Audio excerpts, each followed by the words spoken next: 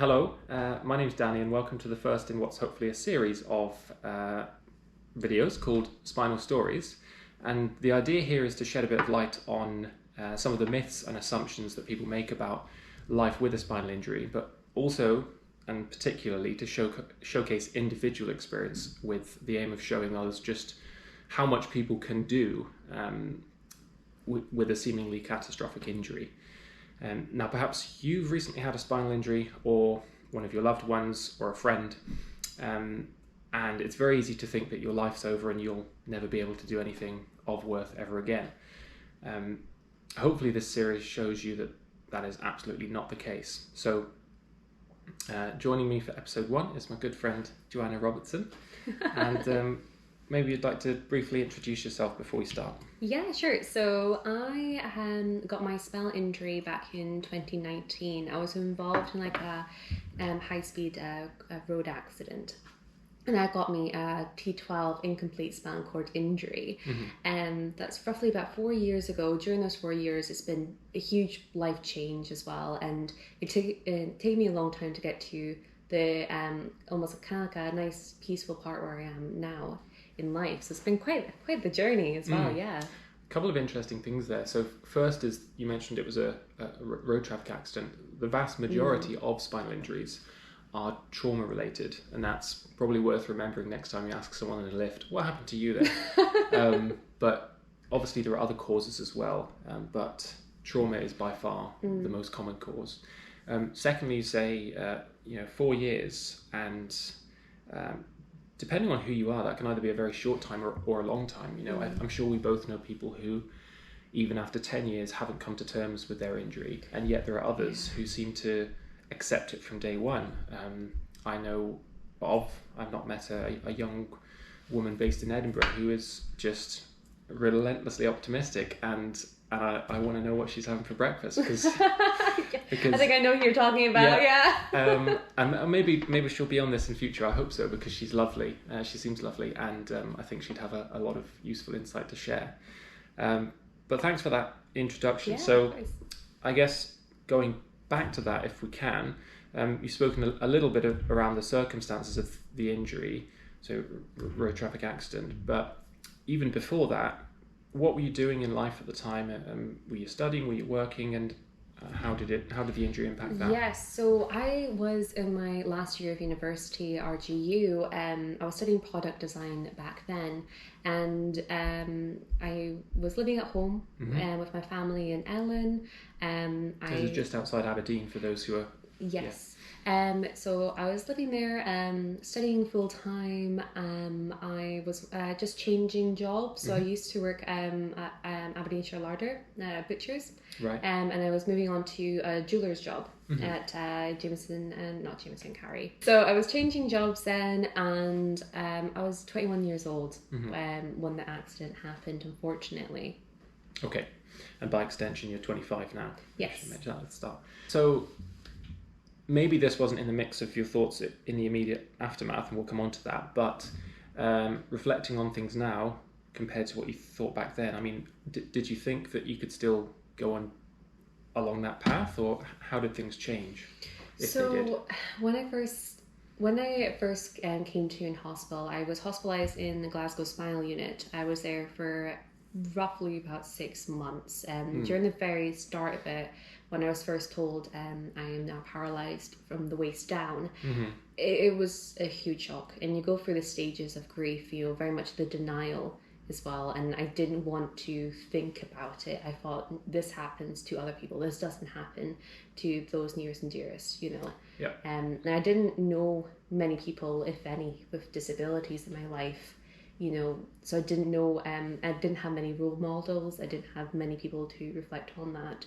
So when coming to terms on that, it took a long time. Yeah. It takes quite a while to get to that. And I'm interested in what you said there about being told that you were paralysed from the waist down. I don't remember a specific point in my injury where someone told me that. I think I just kind of knew, because I lost sensation and movement, I was like, oh crap, that's happened, that's bad. But a lot of people say that the news was delivered in a very direct, blunt, clunky way.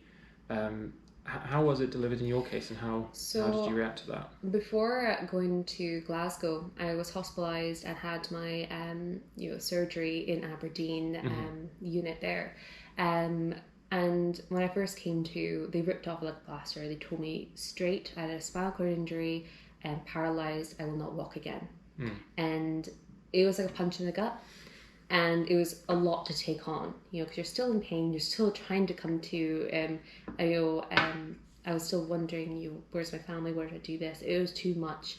And when I went to Glasgow, I had to be told this news quite a number of times before it really sank in. And I think it really came to reality when I first got into the wheelchair. When I first really came to terms, at that point I was scared to like touch my legs. I was scared to move myself. You feel very delicate because you're injured. You have metal work in yourself. You have this a huge amount of trauma on the body. You're still like coming to with. So it didn't really sink in until I first got in that chair that this is not going to change really. Yeah, totally. I think a lot of people will be able to relate to that. That feeling of being powerless and somewhat delicate.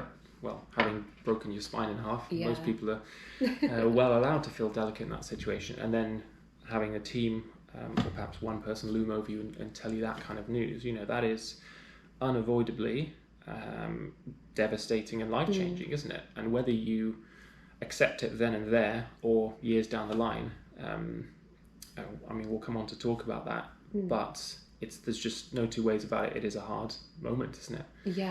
Yeah. Okay, so you said you spent 6 months in the spinal unit. And again, for those who might not be familiar with the local scene in Scotland, there is a neuroscience unit based in a neurosurgery unit based in Aberdeen, but our local spinal injuries unit is in Glasgow.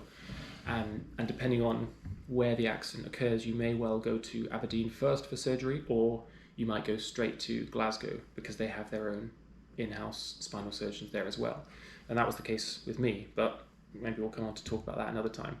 So you went to Aberdeen first, and then were brought to Glasgow, where you spent 6 months. Yes. Moving past the kind of initial trauma of the actual incident and then the news, what were those 6 months like? How did you feel your time? It was very intense, because you're relearning like basic things you'd taken for granted. How to get from A to B, how to do transfers, how to take care of yourself. So I did the most of that was filled with very intense physio. Of learning how to do bed transfers, how to dress yourself, and how to watch out for pressure sores. All of these things, your bladder, bowels, all of this as well, is relearning all this. And the nursing team there, they were fantastic. They would happily repeat their answers. They'll happily go through that again and again until it sinks in. And it's frustrating though. I'm sure you would know yourself, like you're first doing something like putting on a sock. I remember how I spent that ages and ages and it's ages like trying to dress an unruly toddler. Yeah, it is. Like, Exactly. Going. Yeah, and honestly, it is like trying to dress another person almost, because you touching your own leg or foot is like touching someone else, but in the sense that you can't feel it. At least not if you've got a complete injury. Again, maybe another topic, but complete and incomplete, you might have some preserved sensation or movement and be able to feel a little bit, or just pressure, or just temperature. But I think in both our cases, at least from kind of upper leg down, there's no sensation. So it's a very strange experience dressing yourself. And speaking of dress code, there was the kind of universally recognizable the joggers, impatient, tracky bottoms, maybe a cheeky catheter tip poking out the edge, pajamas essentially. That's the impatient dress wear for the spinal unit, and that's just probably because they're easy to get on and off. Elasticated waistbands, and you might well be changing a couple of pairs a day because of bladder and bowel accidents. And that was beyond frustrating if that happens. Maybe to touch on that briefly, because again, a lot of people will hopefully be able to identify with that, and maybe be at a point in their injury where they're thinking, oh Christ, I will never get on top of this. You do have to relearn everything from the start, because with any spinal injury, your bowel and bladder will be affected to a greater or lesser extent. For many people, they lose full sensation and control of bladder and bowel. And initially, so bladder, starting with bladder, that's usually managed with a catheter, isn't it? So an indwelling Foley catheter. And then that's at some point taken out, and you're encouraged to self-catheterize intermittently. So pop it in, drain the wee, pop it out. But it's not quite as simple as that. I'm sure we have very similar experiences there, in that we just neck a cup of coffee, not think about it for the next 2 hours, and be like, oh dear. And it's the sort of thing you don't really think about, because you're trained not to, because you're just like, my body will tell me when I need to go. Yes. But if you don't have that awareness, then it's so easy to forget. I think I was very paranoid about it in hospital. So it's so new. Like, it was a golden rule of like 400 meters, like 400 meters, 400 mil. You're just thinking about the track. Yeah, thinking of the track. Yeah, it's 400 mil that you're allowed to drink. I think before they say like you have to go like every 4 hours or something. Yeah. It's like throwing a dart on the wall. Personally, that didn't work for me. Because I find it hard to monitor constantly what I'm drinking and that. So I tend to just think like, okay, I had this cup of coffee, I'll give it for 2 hours or something, But I'm very relaxed on it now. You just kind of get that general feeling and that routine. And whereas back then I was very, very conscious of it. Yeah, likewise. And I think the spinal inpatient unit has a very regimented, algorithmic way of doing things, and I think that's for a very good reason initially, to try and give people a target, some structure, but over time you find your own way and what works for you. Plus you'll probably invariably be started on 1 or 2 different medications for the bladder, so anticholinergics that essentially stop your bladder from spasming and allow a slightly bigger capacity. But yeah, that was one of the shocks that you don't expect, because you're too concerned about thinking, oh Christ, I can't move from here downwards. You don't really stop to think about bladder and bowel as well. I guess maybe touching briefly on bowel, because we should. That's again something you don't think about initially, and it's something that the nurses in the spinal unit are very used to dealing with. And initially, I'm not sure how they did things with you, but I'm pretty sure with me, I was just rolled every couple of hours, and they pop in some suppositories, wait 5-10 minutes, and hope for a result, and then that was it. So that's looked after initially for you, maybe whilst you're waiting for surgery or just in the very hyperacute stages of the injury. But after some time, you have to start doing that yourself, and that was a big challenge. I don't know. What are your thoughts on that? I remember taking, what was that, like a lactulose, or that really syrupy drink? Stuff. Yeah, like stuff. It's horrendous. It was like a wee shot of that in the morning or something, and senna as well. Tastes like dog food. It was terrible, that stuff. I used that for quite a while, but I found it was really harsh on me. And I was determined to do that like myself as soon as possible. Because it's strange, because like, for the first few months, they do that for you, and you almost become reliant on them. And when you start doing it yourself, it's very, very scary at that point, until like now, just don't think about it. It's just one of those things. I think when you get to the point where it becomes second nature and you don't think about it, you've kind of won there, haven't you? You've kind of resumed the point of normality that you had before, almost. Yes, that's it. But certainly for the first days, weeks, months, you are terrified of accidents, terrified of going out in public, but we're still in hospital at this point, so maybe we're jumping ahead there. So you mentioned kind of physiotherapy. What kind of things are you doing in physio at the time? So in physio, it started off by just like, first of all, learning my balance, how to maneuver a wheelchair, like how to do, a floor transfer, bed to bed transfer, how to do a wheelie as well. Like remember those as well, and they get like that leash at the back of you as well, to like stop you from toppling all the way backwards, how to do a car transfer, and also most importantly, building up our body strength. Yeah, I remember the first time I tried a car transfer. So that is, as it sounds, you're transferring from your wheelchair into a car seat. And I just remember pulling up alongside the car seat and thinking, that gap is huge. There is no way I'll make that. Yeah. And the first one I did fail. I fell down the middle. Oh, no. I think because my arms at the time were super weedy, and I've never been like particularly muscular. But if you don't have upper body strength, you are working against it from the start. But it's something you develop in those initial months, I think, because alongside physio, you also do gym sessions, don't you? Yes. I remember doing them 3 times a week, and that's, you know, all muscle groups of the upper limb. But it's difficult because you're also using those same muscles to get yourself about, to transfer yourself, to move in bed. So there's no let up, is there? No, and it's another thing as well. You're using a chair, a wheelchair that's not custom for yourself. You know, using the NHS one or whatever they have there. Yeah. So you're also using a chair that's not for you. So it's causing a lot more strain, especially on the shoulders of moving yourself about so much. Yeah. I found like things got a lot easier when I got my own chair as well. Like that wasn't not until I left hospital. Yeah, that's a really good point actually. So you're usually kind of assigned to a chair that they have there, which, well, you've probably got no reference point. So to you, that's what a wheelchair feels like, and it might be one of these old clunky, classic NHS wheelchairs, but it's probably something a little bit more modern, but not fit to you. And having something that is fit to you is day and night difference, really, in terms of mobility, agility, comfort, pain. Even just picking up, you know, if you're taking it apart to put it into, you know, the car as well, you're trying to like heave that NHS chair over you as well. That was a workout, you know. With one hand, I don't know, do you use 2 or 1 hand when you?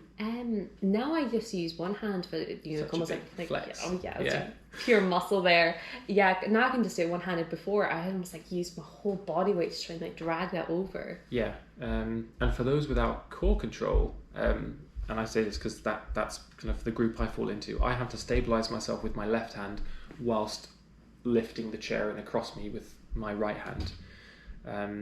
We're right hand drive for any Americans watching, so that's not backwards in your head.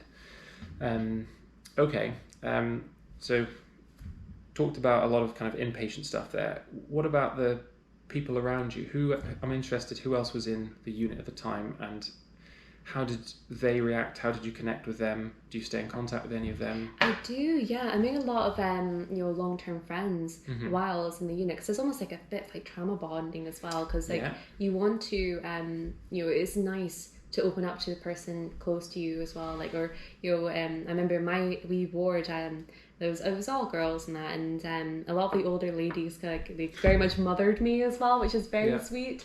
So I made a lot of good friends there as well, and it was nice because like we all talked it through. We all got life advice. You know, what worked for one person may not work for me, or it may work. You know, and we compared catheters a lot as well, which was really good. You know, kind of shocked about what best works for someone. Yeah. You know.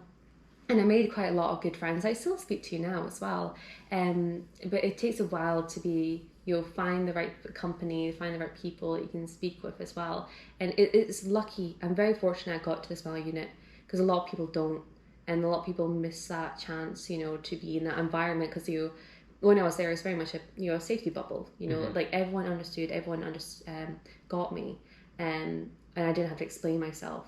But when I left, it was like the bubble was burst, and people don't understand, and people don't know what spinal injury is. Yes, so let's talk about that. So on the day of discharge, big day, because you do go from this very protected bubble where you've maybe built up your independence a little bit, but the nurses are still there 24/7 if you need anything, and you've got that safety, that security of knowing help is only a buzzer away, or a hello, can you help me away. So after your 6 months and you were discharged home, you're living with your parents at the time, is that right? Yes, unfortunately my parents' home wasn't accessible. There were stairs leading to it, so I had to go into a rental property that, unfortunately, it was fairly accessible. I can get in and out, but like the kitchen or the bathroom wasn't fully adapted, unfortunately. Yeah, and this is a challenge that a lot of people being discharged from a spinal unit will face, is inaccessible accommodation. And it might just be a tiny thing, like, well, I say tiny, it's a huge thing, a step to the shower. If you're on wheels, and unless you're particularly adept with your agility and wheelchair skills, there's no chance you're getting in that shower. And even if you are able to do a wheelie and get your casters in, it's hardly ideal, is it? Many properties now are just not wheelchair accessible. So it's a real struggle, especially if you've got a family home, as you did, that was inaccessible. So how did you overcome that challenge? It is a lot of problem solving, and just figuring out different ways, of making it work, know, and I had to do a forward transfer onto the toilet, or I had to try and find different shower seats, because I used to have that shower chair as well. I hate that thing. The brakes never work. Things, aren't they? Yeah. So figuring out what works as well. And I remember my kitchen was really not accessible. The counters were about eye level as well, so I couldn't really cut anything. So I used a lap tray and just cut on there, which wasn't the safest, but you got to mend, make do, and try to work with what you have there as well. And I knew it was a temporary measure, this rental property, so I contacted my local OT team. They gave me handrails, gave me different cooking equipment, ways to work around it as best I could. So it's of course finding the team there, and I found it hard for a while to ask for help. But people want to help, especially the NHS, these OT teams, they're there, that's their job, Yeah, and that's again something that will probably vary hugely depending on where you are geographically. So here in the UK, we obviously have the National Health Service, which is free at the point of access and need, and you don't pay anything, essentially. It doesn't matter who you are. And so in your case, it would have been a case of contacting would have been the local council. Yes. And they liaise with occupational therapy to assess your needs at home and provide adaptations like handrails, shower chairs, that sort of thing. One kind of point on that is that if you do have the means to fund things privately, and not many people do, there's often a great deal of support publicly that is available, but if you have very specific needs and you can fund things privately, then that's probably the quickest and easiest way to go. The whole hidden cost of disability is something we could make an entirely separate video about, because there's just lots to talk about there. But thankfully, so your place was made accessible. Yes. And you were able to continue living there. Yes, exactly. So I continued living there for a while until my folks, thankfully, they moved home as well, because they were wanting to move home anyways as well. So they found another place that was accessible, and I moved back with them as well, and have my wee granny flat there, and it's working well. So and that one's completely perfect as well, automatic doors. It's just heaven. And chalk and cheese from the last place. Yeah, great. And that can make a huge difference for your day-to-day routine. And physical, mental health, all that stuff. Okay, so you discharged from hospital, managed to make the place accessible. Yes. Good job. And then speaking about job, so how did you approach returning to work or study? Yes, so I first of all I very much kind of dived right into my university. So it was in my final years. I wanted to complete that and just close that chapter. So I went back there. The university were fantastic. They tried to make it work as much as they could. Which university was this? Robert Gordon's University. Big up Robert Gordon University. Yes. Disability friendly. They did it. They really worked hard to make it accessible as possible.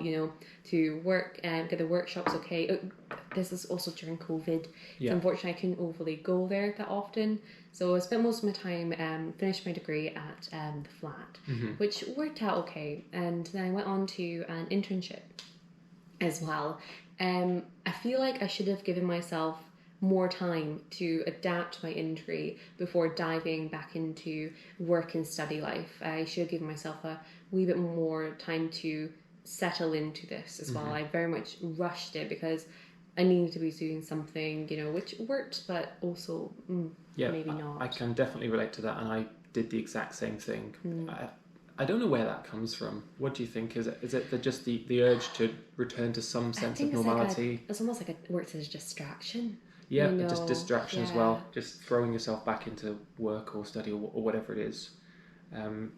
because I think if you sit still long enough, everything just comes back, you know. And that's it, yeah. Yeah. Okay, and a lot of people probably will be in a position where they can't return to what they did before, simply because the nature of the job is not accessible.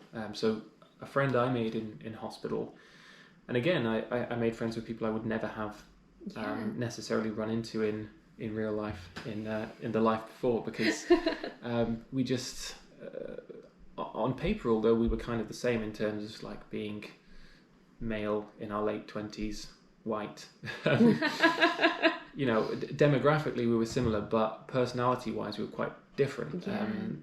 But through our shared experiences in the unit, we became quite good friends. But he was a dairy farmer, and I have heard of people returning to work as farmers with kind of adapted tractors and so on. But I don't think that option was available to him, so he wasn't able to return to work. What would you say to someone who's in that situation? Because that's quite a tricky thing to have to contend with. Yeah, so personally, I found I struggled getting back into my ideal job, you know, because there were so many things I couldn't do. You know, I was very hands-on. I wanted to create things, I wanted to make things, and a lot of the machinery I couldn't use again. So after my internship, I've quite very much dropped, you know, the product design, creation, like world. You know, I very much dropped that, and I was lost for a period of time. It's like, what do I do now? And a job came up with Spinal Scotland. And it was a charity that helps support people who've been through spinal injuries. And I was about a year after my accident now, and I thought, well, I'll give it a go. You know, if my experiences can help anyone, you know, absolutely go for it. And I never saw myself going into charity work. I never thought like that would be something I would do, you know, like, or anything within the mental health, you know, realm. But I did, and actually I got the job. It was beautiful, and I found that it actually really helped me. You know, speaking to other people, hearing their experiences with this, and saying, "Oh, I'm not alone in this," you know. And you know, I met some incredible people through that. But yeah, my advice with that is, you know, keep the doors open. You know, if you're finding that job is not easy to get back to, there's others out there. Yeah, I think that's quite a powerful message. And again, people think they focus so much on what you can't do, because there is a lot of it initially, because you can't manage your bowel or bladder by yourself, you can't feel your skin, so you get pressure sores, you can't transfer independently. There are so many things you can't do, and those, at least mentally, overwhelm the things that you can do. So it's easy to not think about those. But I agree with you there. Don't let the doors shut, keep things open. You've got a lot of valuable skills that you can contribute to the world. Travel, yes. Travel is something probably if you're in the initial stages of your injury, you're not thinking about popping off to Spain to sun yourself, or maybe you are, good for you. Yeah. But that's something that comes later, you know, once everything, you know, you go home, breathe a big sigh of, maybe not relief, but just something, you're like, okay, I'm out of that place now, next step. And at some point you think, oh, how am I going to, even starting at the very small realm, get into my car, go to the shops, get back.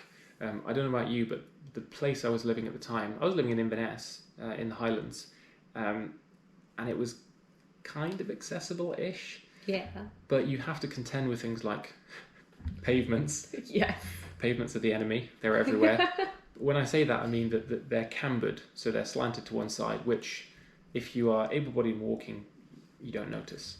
Nor do you notice curbs or any imperfections in the surface, any bumps, any stones. But if you're using a wheelchair, and if you're using one for the first time, then every imperfection and bump is palpable, and it's so off-putting. And I found myself, and still do sometimes, looking at the ground in front of me to make sure my caster wheel is not going to get stuck in something and then I come flying out, which has happened once or twice. But eventually you graduate up to thinking, okay, I'd like to travel, I'd like to still see the world. So how do you do that? Oh, yes. It's definitely a brave step to take. Lots of kind of walking and step related puns. Yeah, which can't stand it. Yeah. Joanna's terrible for this. But yeah, it's definitely a brave thing as well to start to do. I found flying to be very scary as well because to hand over your wheelchair is basically your legs. Yeah. And to strangers as well, and just pray that you'll see it on the other side. Yeah. That does take a lot to do, and booking assistance, all this, it does take a lot to do. Because I went off to Iceland on a solo trip as well. Yeah, so I just very, wanted to, very impressive. Yeah, I've wanted to rip off the plaster. I want to see, how can I cope, traveling on my own. Yeah. How will that work? What does that look like? At that point, I've flown a couple of times. I know the general system of getting on a plane is very much like you book your assistance, you get to the aircraft, you go onto their aisle chairs, they take away your wheelchair, make sure you always have your cushion on you. Anything that may come off, make sure you have it on you, and then you pray that you see it on the other side. Yeah, so there's a lot there, isn't there? It might seem strange to say well done for doing that, but I think for a lot of people with the new spinal injury, that would be completely unthinkable. Yeah. And still for many people who are years down the line, travelling independently would be a complete no-no for a number of reasons, but you kind of alluded to some of them. So Yes. taking your cushion with you, that is essentially because if your skin is... well, for one, you can't feel it, so you don't know if you're sat on a fold or maybe a stone slipped in there or just fabric folded over. That can very quickly cause a pressure sore. And because you don't feel that, that just develops and develops and gets worse and worse. And many people are fitted specifically for a pressure relieving cushion. So you want to make sure you take that with you on the plane. Booking assistance is relatively straightforward nowadays. You can do it online with pretty much every airline. I think Logan Air still makes you call up, which is a bit strange. Yeah. I think so. I had to last time. But no, it's very doable. It's probably, as a rule, slightly harder the higher up injury you are. I don't know, would you agree with that? Yeah, I would say it's harder the higher up the injury. I'm thankful that I have my core muscles. I don't have spasms. I'm very fortunate for that. So it makes the transfers much easier for me, and also like pressure relieving as well. That's much easier.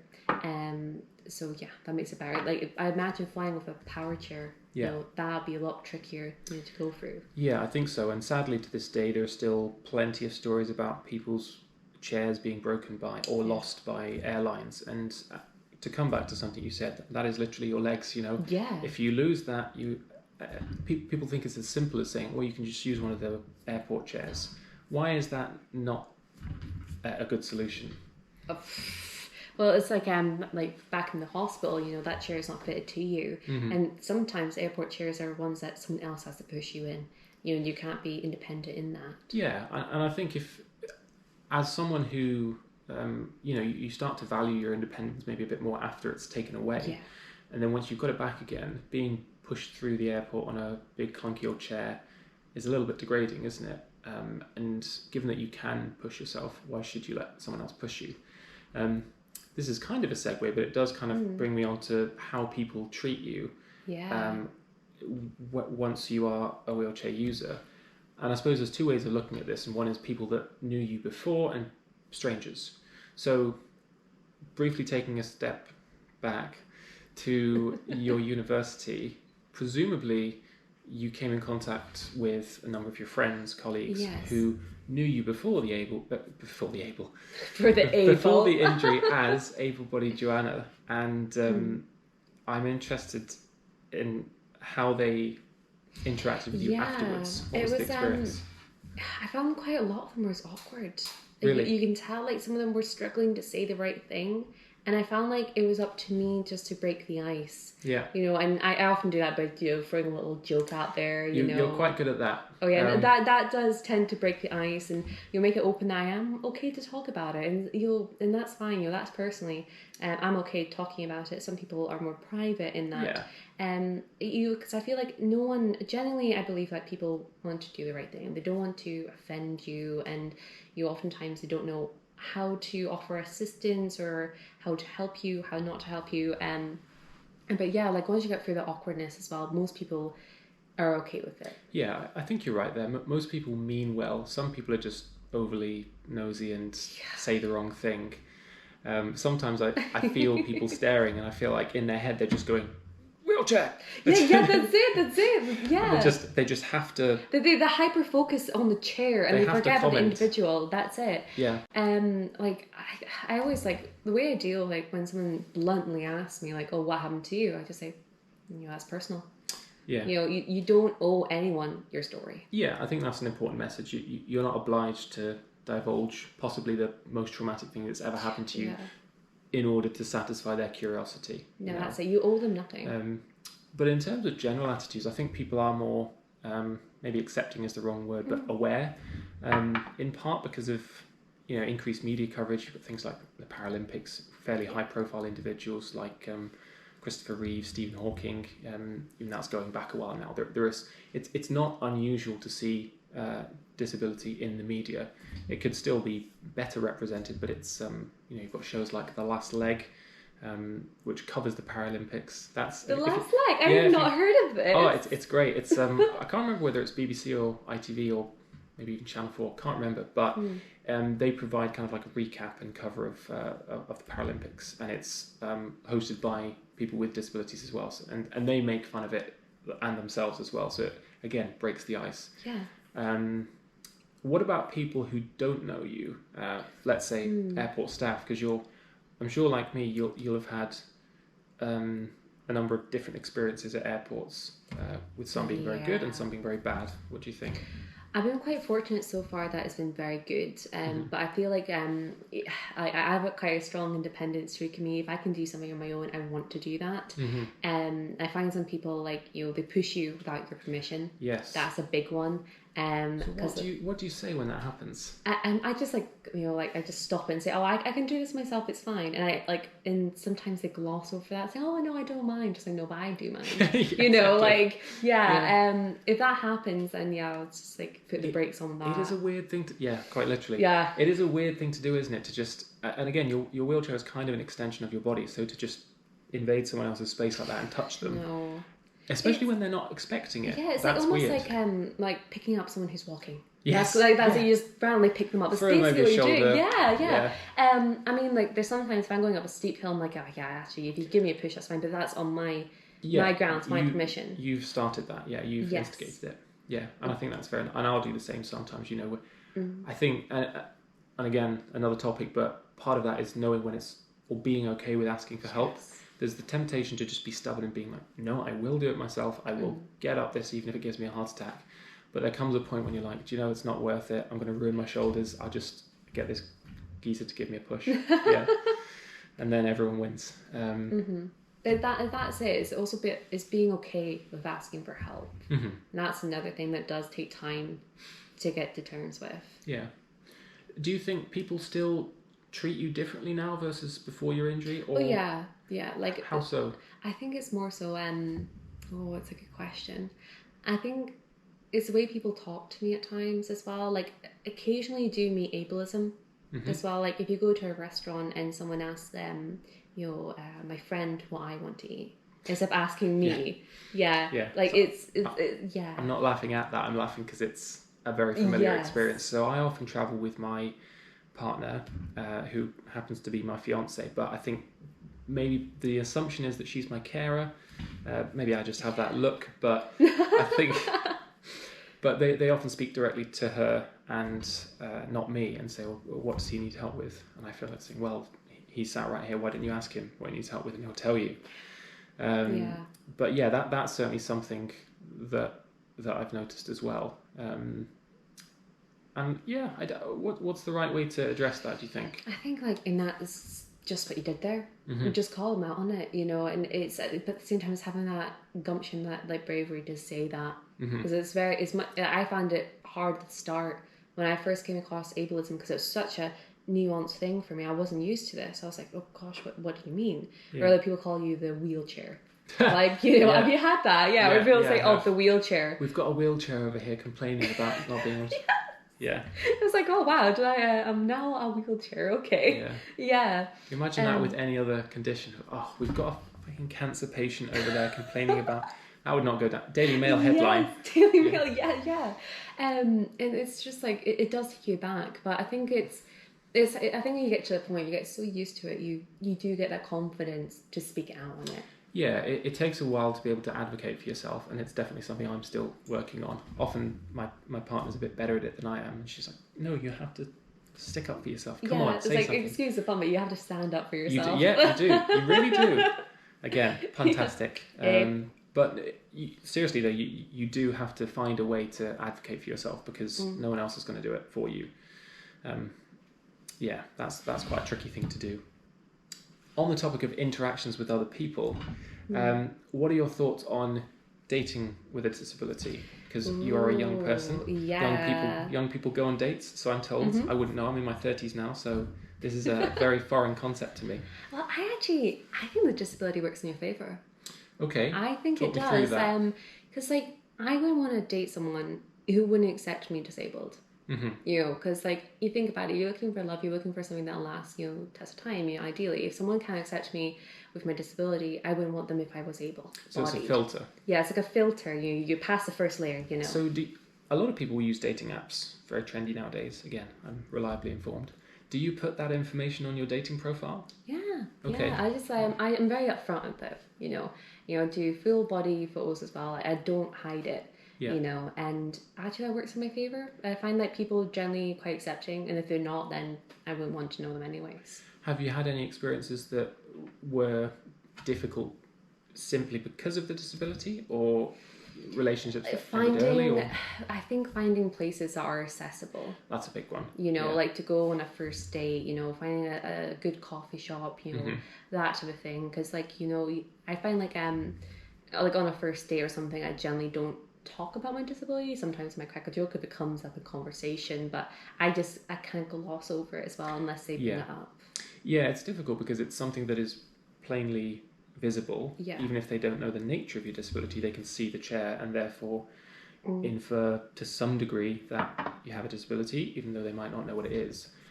So in that sense, it's kind of the elephant in the room, but also it's really not the sort of thing that's appropriate to mention the first time you meet someone, unless they do it first. I think you have to put the ball in their court and wait for them to say it. So, I mean, does that translate to reality? Have your dates commented on it? They occasionally they do, and other times they don't. It depends on the person. What sort of things do they say? I'm genuinely curious. Like, I do get that question, like, what happened to you? And I'm like, oh, I hear that. I'm like, oh, that's a little red flag. Okay. Why is it a red flag? I'm not disagreeing with you, but just I think to explore that. It's just like it's like almost me asking, like, tell me a very painful memory. Yes. You know, it's kind of asking that something very, very personal, especially if it's like you only just met this person. You know, I see that. You know, because they're still kind of the stranger on that sense. Yeah, it's a weird thing to ask, isn't it? And it's just, again, essentially just being nosy, just to satiate. Yeah, it's just satiating their curiosity. Yeah. Any other weird things people say? Ooh. People say a lot of weird things. Oh, they do. Oh gosh. I had one person ask me, oh, can you have sex? Well, yes. I laugh at that, but that the fact that someone needs to ask that. Yeah, and I'm already like the flag is waving red, you know, so that's how I say, like, you hear that and you're like, oh, sorry. I hope that was asked kind of towards the start of the date to save the time and be like, okay, let's just, obviously this isn't going anywhere because. You're right, made your attention's clear. I'm like, no. Yeah, but I think asking that sort of question just betrays the ignorance of a lot of people. Maybe you could claim naivety and just, I don't know. Oh, you can have fun. Could that ever be an innocent question, or is that just I mean, it's completely inappropriate, isn't it? Let's just leave it there. There is no way in which that's an appropriate question on a first date to someone with a disability. No, but like I think majority of times I've been quite lucky. You know, people have been very good with it. You know. Yeah. And I think your approach of kind of cracking a joke about it is a really helpful one, because it diffuses the tension. Because kind of playing devil's advocate, if I were, I'm trying to put myself in that position, but going on a date with someone who had a disability, I would feel a little bit self-conscious. I wouldn't want to overstep my boundary, and I would be thinking, do I mention it? Do I not mention it? They probably don't want me to mention it, but equally I don't want to ignore it. I want to be Yeah. accommodating, but not overbearing. Yes, I would say like, you know, if you see them struggling over a step or something, say, oh, would you like me to lend you a hand? If they say no, say, yeah, respect that. Yeah. Let them lead the conversation. Yeah. You know, if they want to tell you what happened, they'll tell you in their own time. Yeah. You know, let them lead the way with Yeah. that conversation. I think that is very good advice. Okay, so taking a step back from dating, and back to kind of coping with the injury in general, you mentioned in the immediate aftermath the kind of a grieving process, and I think a lot of people Yes. will identify with that, and it's very true because no one has died, but you have lost a part of yourself Yes. that you, in all likelihood, may never get back, at least not in the way that it was. And there is a process whereby you have to eventually accept that things will never be the same again, and somehow be okay with that. How do you do that? It takes time. And everyone is so different. I find, from what I've seen, when I worked in the charity, I found it's people who lived longer able-bodied that struggle the most. Why do you think that is? Well, I'm quite young when I had my injury. I was 21 years old. You know, yes, I lived a good portion of my life able-bodied, but I'm going to live more of my life, hopefully, disabled. And you know, it's also down to your mentality. Were you a positive person before or after your accident? You know, and that also takes a cue of how you're going to cope through this. And even what is the accident itself? Was it very traumatic? Was it you just woke up one day and you're paralyzed? You know, like it depends as well.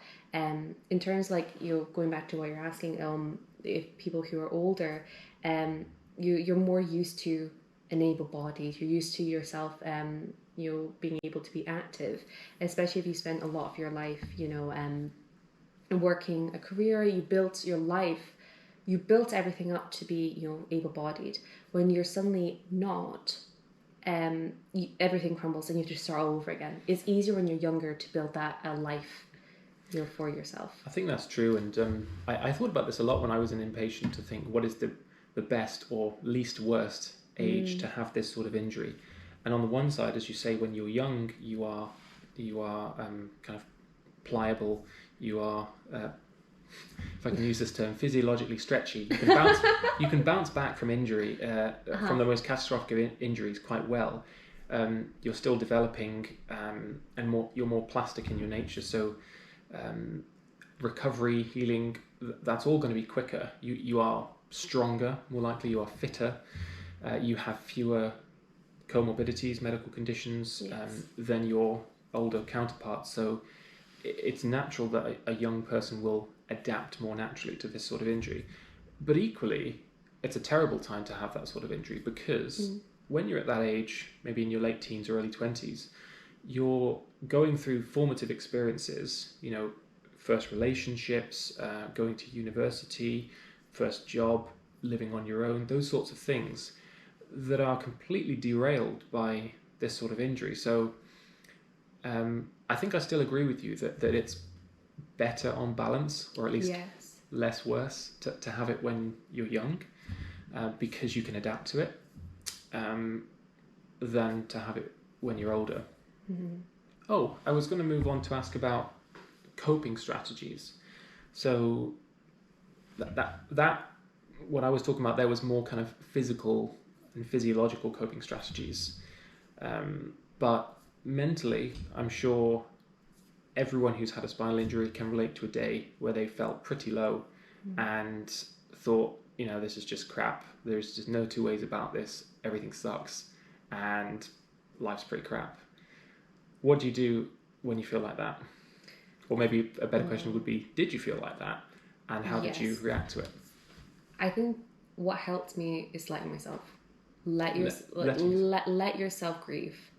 Let yourself be upset. You know, don't bottle it up. If you hold that in, it's just going to fester. It's going to get worse, and it's going to be there for much longer a period. And also it's opening up.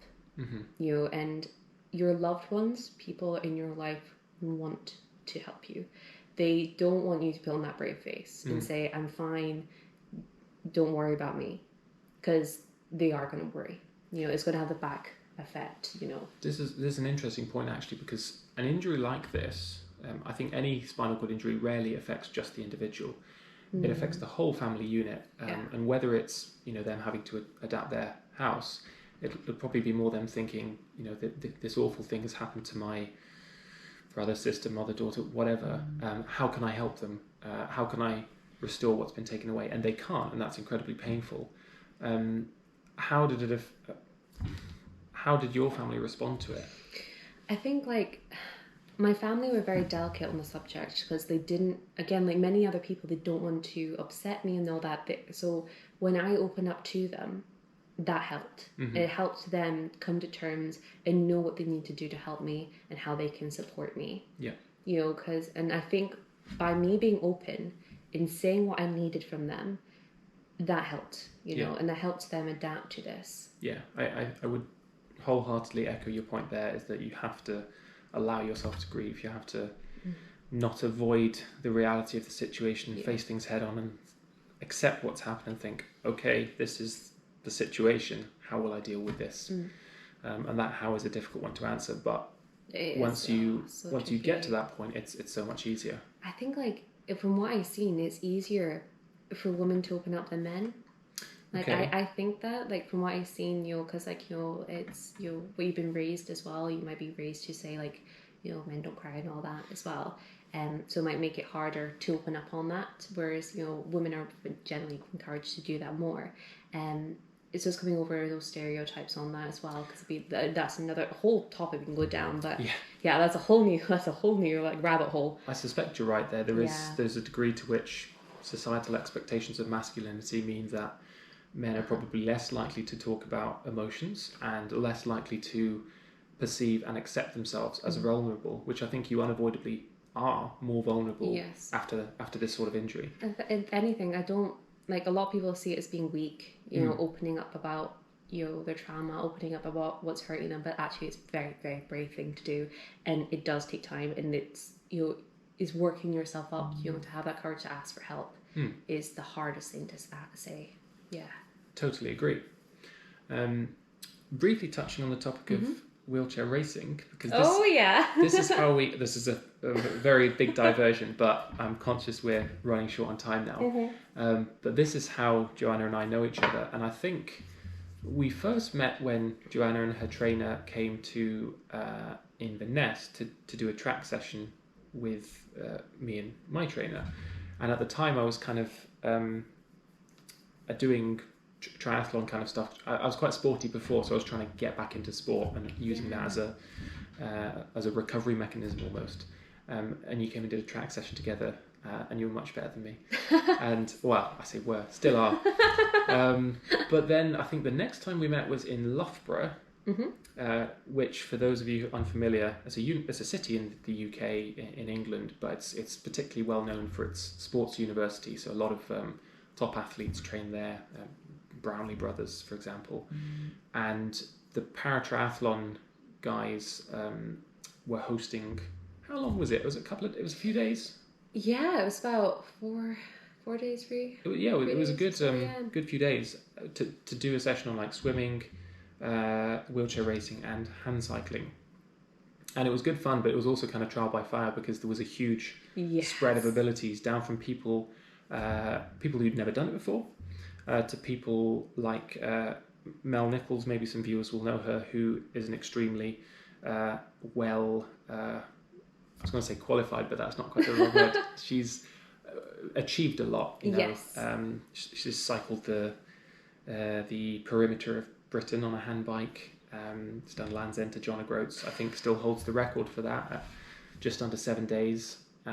So there's a real spread in ability, but that's how we initially met.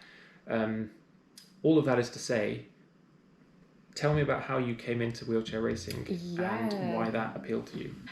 Right, so how I got into wheelchair racing. Yes. So when I first got discharged from hospital, I wanted to know, how can I get back into sports? At that point, my physio was also a physio to Sammy Kinghorn. Mm-hmm. And it was through her that I discovered wheelchair racing, and I wanted to try it, but unfortunately there was no facilities within Aberdeen.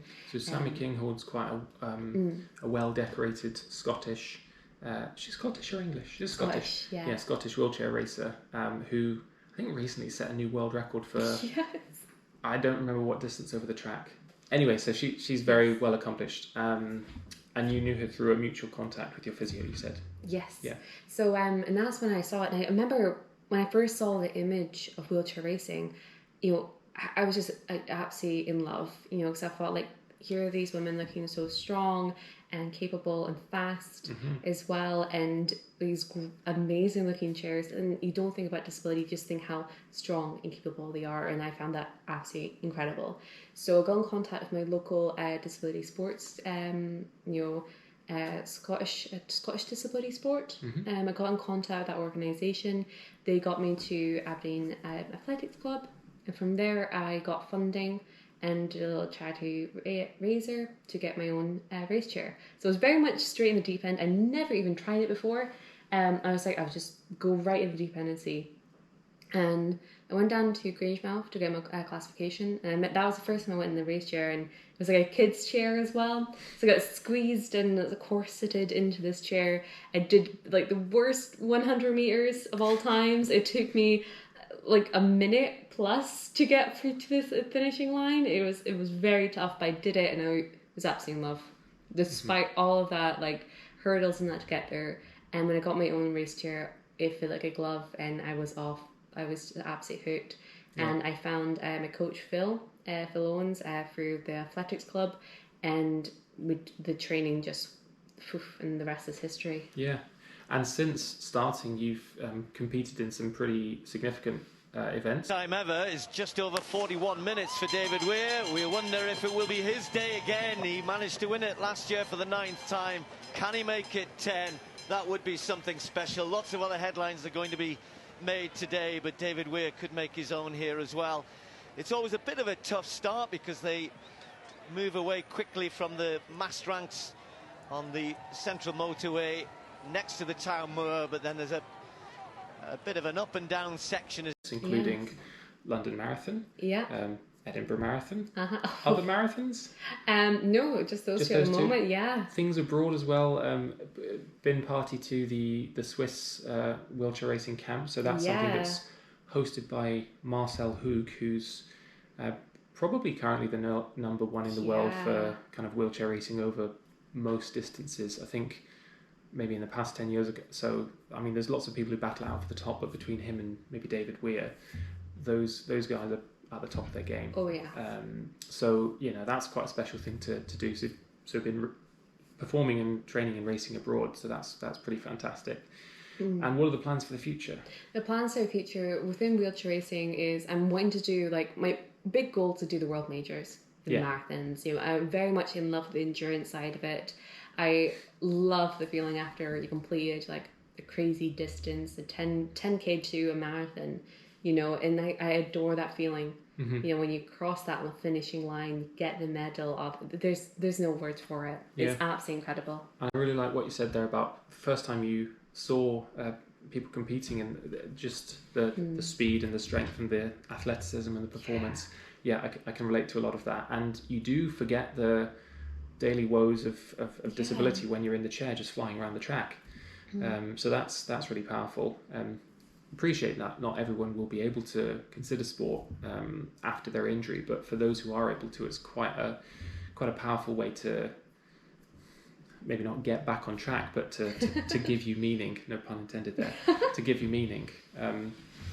So rounding things off, what would you say to someone who is perhaps newly injured and struggling to cope with a spinal injury? I would say persistence is key, and you give yourself challenges, and the more you overcome, and these things can be as small as getting a bath again, taking a bath again, totally, learning to drive, and you can build these goals bigger and bigger, because the more you achieve them, the more your self-belief will grow again, and the more you'll learn more about yourself. And I think it's very much see it as a blank slate. forget about the past, what you were able to do. You're a different person then to how you are now. You have different needs, and you've got to like make new goals. You adapt as much as you can, and you take it each day at a time. Yeah, that's really good advice, I think. And I remember when I asked you a similar question once, you said that every year you write down a list of things that you'd accomplished that year. And the first year it was things like went to the bathroom independently, and things that seem very small, but again, when you're in the spinal injuries unit, that's a huge ask. But over time, step by step, wheel by wheel, they get bigger, and all of a sudden you've gone from going to the bathroom independently to winning a marathon, that sort of thing. So I think goal setting and having that blank slate is really important. Okay, so we're probably running out of time now, but thank you very much for taking the time to come. I really appreciate it, and I think we've probably, there's so much more we could talk about, but for now we will sign off. And if anyone has any questions for either me or Joanna, I'll forward them on to her. Please leave them down below, and please subscribe if you'd like to see more content like this. Bye-bye. Bye.